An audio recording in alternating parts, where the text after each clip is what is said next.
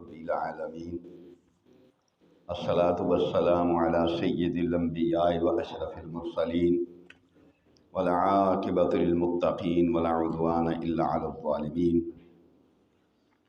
اللہم رب اشرح لی صدری ویسر لی امری واحلل عقدۃ من لسانی یفقہوا قولی بسم اللہ الرحمن الرحیم واخفض جناحک للمؤمنین وعن ابی موسیٰ رضی اللہ عنہ قال قال رسول اللہ صلی اللہ علیہ وآلہ وسلم المؤمن للمؤمن کالبنیان یشد بعضہ بعضا وشبک بین اصابعہ متفق علیہ۔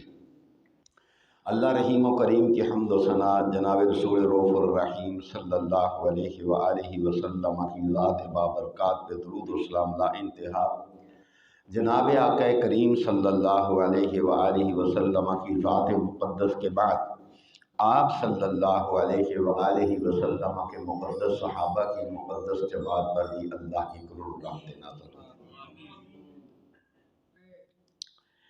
محترم نبی کریم صلی اللہ علیہ وآلہ وسلم ارشاد فرماتے ہیں کہ ایک مومن دوسرے مومن کے حق میں ایک عمارت کی مانند ہے، ایک گھر کی مانند ہے، ایک مکان کی مانند ہے، جس کا ایک حصہ دوسرے حصے کو مضبوط کرتا ہے۔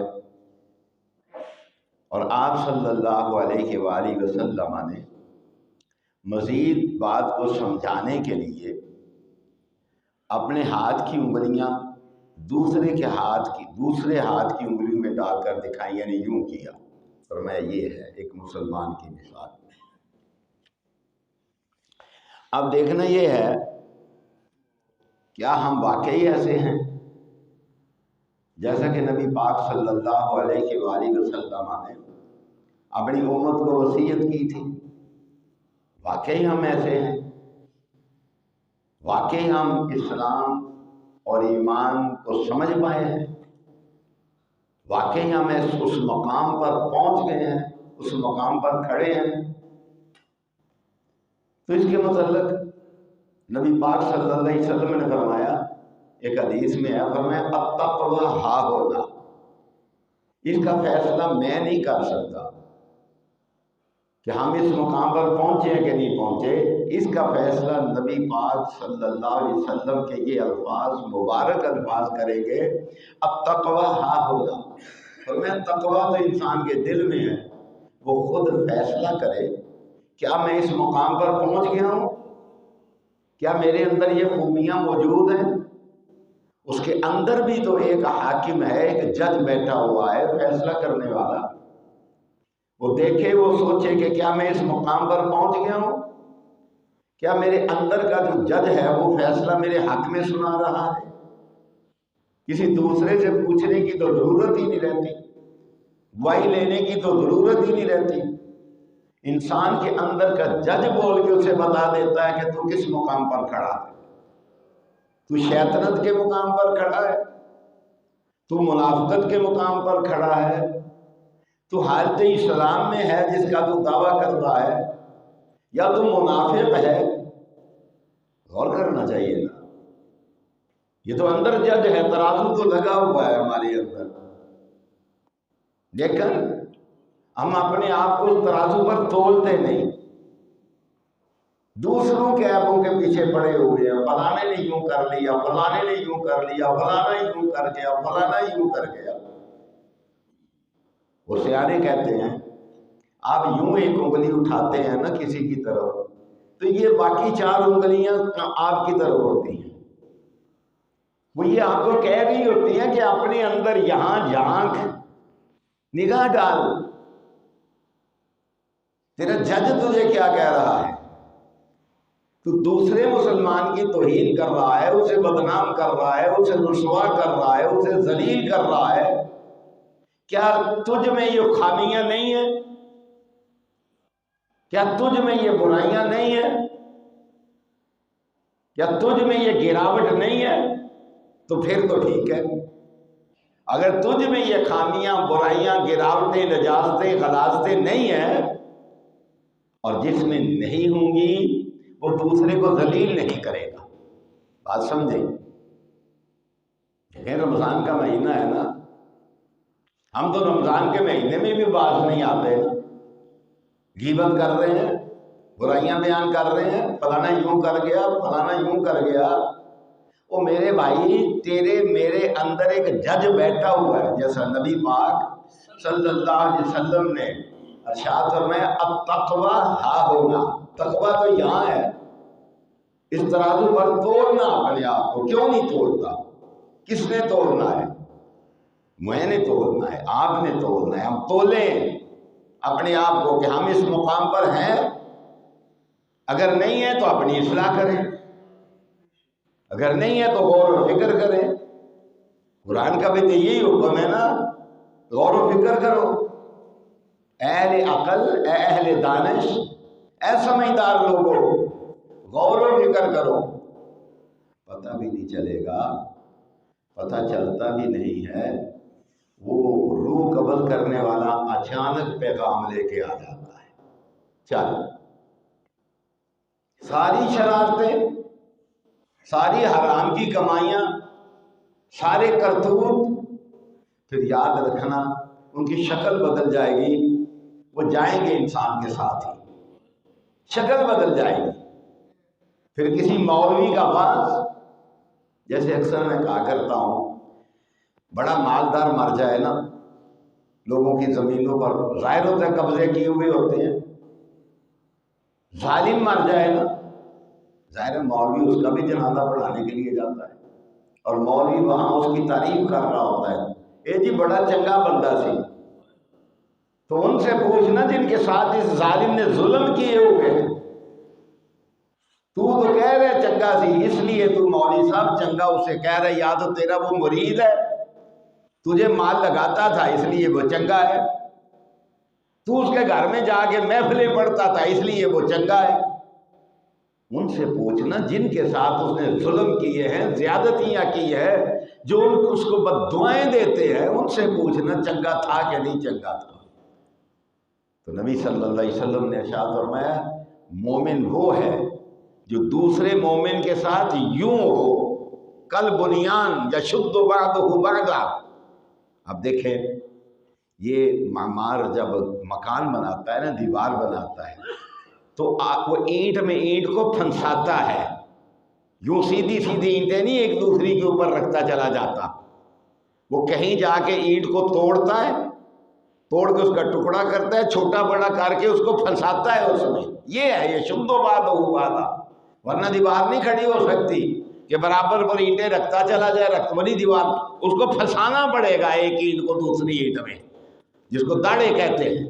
آخر میں بھی جا کے چھوڑ دیتے ہیں، کیوں کہ اس دیوار کو یوں لے کر جانا ہے یا دیوار کو سامنے لے کر جانا ہے، اس لیے داڑے رکھے ہیں، اس کو پھنسانا پڑے گا۔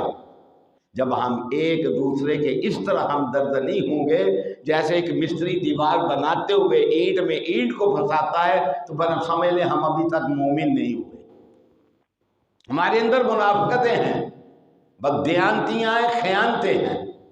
اللہ تعالیٰ سے ہم سب کو پناہ مانگنی چاہیے۔ اور نبی کریم صلی اللہ علیہ وآلہ وسلم ارشاد فرماتے ہیں، فرمایا مثل المؤمنین فی توادہم وتراحمہم وتعاطفہم مثل الجسد اذا اشتکى منہ عضو تداعى له سائر الجسد بالسہر والحمى۔ نبی پاک صلی اللہ علیہ وآلہ وسلم ارشاد فرماتے ہیں مومنوں کی مثال آپس میں کیسی ہے؟ فرمایا ایک دوسرے سے محبت کرتے ہیں۔ یہاں تو مسجد میں عالم والے نمازی ایک دوسرے سے محبت نہیں کرتے۔ دیکھیں نا، غور کریں، ہمیں غور کرنا چاہیے۔ یہاں تو مسجدوں میں نماز پڑھنے والے ایک دوسرے سے محبت نہیں کرتے۔ اب دیکھیں کئی دفعہ میں دیکھتا ہوں، یہاں بھی دیکھتا ہوں، اگر بچہ کو آ گیا ہے نا، بچوں کو کچھ نہیں کہنا چاہیے، پیار سے بات کرنی چاہیے۔ ساڈے جگہ بندہ 5 نمازاں پکیاں مسیتی پڑھتا ہوئے نا، وہ بچہ کو چھوٹی موٹی حرکت کرے نا، انہوں اس طرح ڈانٹے گا، یہ بابے نے کدی جس طرح شرارت کیتی ہی نہیں سی۔ یہ کیا طریقہ ہے؟ نبی پاک صلی اللہ علیہ وآلہ وسلم، یہ بھی سن لیں، نبی پاک صلی اللہ علیہ وآلہ وسلم کے پاس نا ایک دیہاتی آیا، ایک دیہاتی آیا. سیدہ عائشہ اس کی روایت کرتی ہیں، راویہ ہے، کہتے ہیں قادم ناس من العراب علی رسول اللہ صلی اللہ علیہ وآلہ وسلم. آیا تو اس نے کیا کہا کہ آپ اپنے بچوں کو بوسہ دیتے ہیں، آپ اپنے بچوں کو بوسہ دیتے ہیں. آپ صلی اللہ علیہ وسلم نے فرمایا ہاں ہم تو اپنے بچوں کو چومتے ہیں. تو اس نے کیا کہا، کہنے لگا اللہ کی قسم ہم تو بوسہ نہیں دیتے. وہ دیہاتی آدمی کیا کہنے لگا، ہم تو بوسہ نہیں دیتے. تو نبی پاک صلی اللہ علیہ وسلم نے پتہ کیا کہا اگر اللہ نے تمہارے دلوں سے رحمت اور شفقت کو نکال لیا ہے تو میں کیا کروں؟ اللہ نے اگر تمہارے دلوں سے رحمت اور شفقت کو نکال لیا تو میں کیا کروں؟ نبی پاک صلی اللہ علیہ وآلہ وسلم عید کی نماز پڑھانے کے لیے جا رہے ہیں. راستے میں دیکھا ایک بچہ بیٹھا ہوا ہے، افسردہ خاطر ہے، رو رہا ہے. پوچھا کیا ہوا؟ کہنا اللہ کے رسول صلی اللہ علیہ وسلم میرے پاس تو کپڑے بھی نہیں ہیں، ماں بھی نہیں ہے، میرا باپ بھی نہیں ہے. یہ شفقتیں ہماری کہاں گئی ہیں؟ اسلام نے جو ہماری تربیت کی تھی وہ کہاں ہے؟ ہم تو ان بددیانتوں اور خائنوں کے پیچھے چل پڑے، ان ڈاکوؤں لٹیروں کے پیچھے چل پڑے جنہوں نے اس ملک کو کتے کی طرح چچوڑ کے کھا گئے ہیں اس ملک کو. اور ہم جناب ان کی صفائیاں پیش کر رہے ہوتے ہیں، فلانا فلانا. نہیں،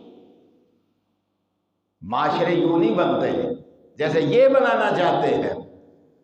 معاشرے یوں بنتے ہیں کہ نبی پاک صلی اللہ علیہ وسلم عید کی نماز پڑھانے نہیں گئے، اس بچے کو ساتھ لیا گھر لے گئے.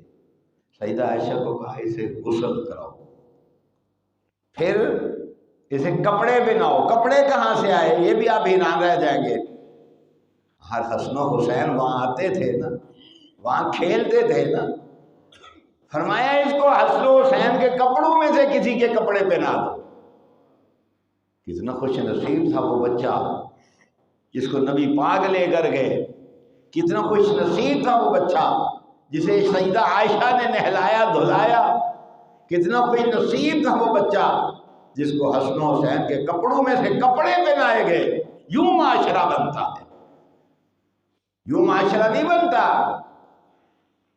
یوں تو ان کے اپنے گھر بنتے ہیں 3-3 مربوں کے اندر، 200 ایکڑ کے اندر ان کے گھر ضرور بنتے ہیں. غریب کے گھر کا دیا بجھا دیا انہوں نے. تو نبی کریم صلی اللہ علیہ وآلہ وسلم کیا ارشاد فرماتے ہیں؟ فرمایا مومن کی مثال ایسے ہے وہ ایک دوسرے سے محبت کرتے ہیں اور ایک دوسرے کے ساتھ رحم والا معاملہ کرتے ہیں. سوچو نا ذرا، اسی کرنے ہیں، سوچیں نا ذرا. پھر فرمایا اللہ اکبر، اور ایک دوسرے کے ساتھ شفقت و نرمی برتتے ہیں. اور پھر فرمایا مومن کی مثال ایسی ہے اگر جسم کے کسی حصے میں درد ہو جائے نا تو سارا جسم بیمار ہو جاتا ہے، سارا جسم شکایت کرتا ہے. مومن کی مثال تو ایسی. تو میرے بھائی ہم نمازیں بھی پڑھتے ہیں، ہماری اصلاح نہیں ہے، ہماری اصلاح نہیں ہے. مسجدوں میں بیٹھتے ہیں غیبتیں کرتے ہیں، گھروں میں بیٹھتے ہیں غیبتیں کرتے ہیں، اپنے مسلمان بھائیوں کو بدنام کرتے ہیں. آخری حدیث سن لیں تو اللہ تعالیٰ سے دعا کرتے ہیں کہ اللہ ہم سب کی صحیح طریقے سے رہنمائی فرما. نبی پاک صلی اللہ علیہ وآلہ وسلم نے ارشاد فرمایا ہر مسلمان کے مسلمان پر فرمایا 5 حق ہیں. ایک تو یہ ہے. دوسرا نبی صلی اللہ علیہ وسلم نے ارشاد فرمایا ہر مسلمان کے مسلمان پر 7 حق ہیں. نبی صلی اللہ علیہ وسلم سے پوچھا گیا وہ کون کون سے ہیں؟ فرمایا لا تحاسد، مسلمان کے ساتھ حسد نہ کیا کرو. اگر اس نے کپڑا اچھا پہنا ہے کہو ماشاء اللہ، اگر اس نے گھر اچھا بنایا ہے تو کہو ماشاء اللہ، اگر اس کو اللہ نے سواری اچھی دی ہے تو کہو ماشاء اللہ۔ جو اللہ اس کو دے سکتا ہے وہ آپ کو بھی دے سکتا ہے، جو اللہ اس کا گھر بنوا سکتا ہے آپ کا بھی بنوا سکتا ہے۔ کیا کہنا چاہیے مسلمان کی کوئی اچھی چیز دیکھ کے؟ ماشاء اللہ۔ دوسرا فرمایا ولا تناجشوا، یہ بھی بڑی بیماری ہے، بہت بڑی بیماری ہے ہمارے معاشرے میں۔ تناجشوا اس کا معنی کیا ہے؟ آپ ایک گھر خرید رہے ہیں، مجھے پتا چلا یہ بندہ ایک گھر خرید رہا ہے، تو میں نے خام خواہ جا کے لینا دینا کچھ نہیں، بولی شروع کر دی، اس کی قیمت بڑھا دی۔ آپ تو میں نے لینا نہیں، جب اوپر پہنچ گئی تو میں پیچھے ہٹ گیا، اس کو پھنسا دیا۔ یہ بھی کر رہے ہیں ہم معاشرے میں۔ دوسرا کام کیا کر رہے ہیں ہم معاشرے میں؟ ایک آدمی مجبور آیا، وہ چیز بیچنا چاہتا ہے، ہم بیٹھے ہوئے ہیں اس کو لوٹنے کے لیے۔ وہ اس کی چیز ہے 1 کروڑ روپے کی، اور ہماری خواہش کیا ہے 50 میں مل جائے، 40 میں مل جائے، اس لیے کہ یہ پھنسا، یہ بھی ظلم ہے۔ وہ ایک صاحب تھے، مجبور ہو گئے، تو ان کا گھوڑا تھا 500 درہم کا، بازار میں لے کر گئے، کچھ لوگوں نے کم قیمت ڈالی، لیکن ایک صاحب نے اسے 500 کے بجائے 800 روپیہ دے دیا۔ تو کہنے لگے یہ آپ نے کیوں دیا ہے؟ کہنے لگے اس لیے دیا ہے کہ تیرے گھوڑے کی قیمت ہے 500 روپیہ، 300 زیادہ اس لیے دیا ہے کہ تو میرا مسلمان بھائی ہے، تیری حاجت پوری ہو جائے۔ کیا ہم کرتے ہیں یہ؟ سوچیں نا ذرا، ہم کرتے ہیں یہ؟ کبھی ہم نے بھلائی کی ہے کسی کے ساتھ؟ کبھی ہم نے نیکی کی ہے کسی کے ساتھ؟ نہ حاجی باز آتا ہے، نہ مولوی باز آتا ہے، نہ پیر باز آتا ہے، تو دنیا داروں کی تو آپ بات ہی چھوڑ دیں، ان کی بات ہی چھوڑ دیں۔ اور بعض حاجی تو ایسے خطرناک قسم کے موذی ہوتے ہیں، واسطہ جب پڑتا ہے نا وہ سند لے کر آ جاتے ہیں، آتے ہی لیتے ہیں الحاج فلانا، یہ تو ایم اے کی ڈگری ہو گئی نا، تو اللہ جانتا ہے تیرا حج قبول ہوا ہے کہ نہیں ہوا، جانے دے۔ تو ایک حج کر رہا ہے تو حاجی ہو گیا، یہ جو 5 نمازیں پڑھتا ہے یہ کیوں نہیں لکھتا نمازی محمدین؟ اس کو بھی تو لکھنا چاہیے۔ اگر ایک آدمی زکوٰۃ دیتا ہے سال کے بعد تو اس کو لکھنا چاہیے نا زکاتی فلانا۔ یہ کیا طریقہ ہے؟ خدا کے بندو وہ معاملہ کرو جس معاملے سے اللہ خوش ہو جائے۔ وآخر دعوانا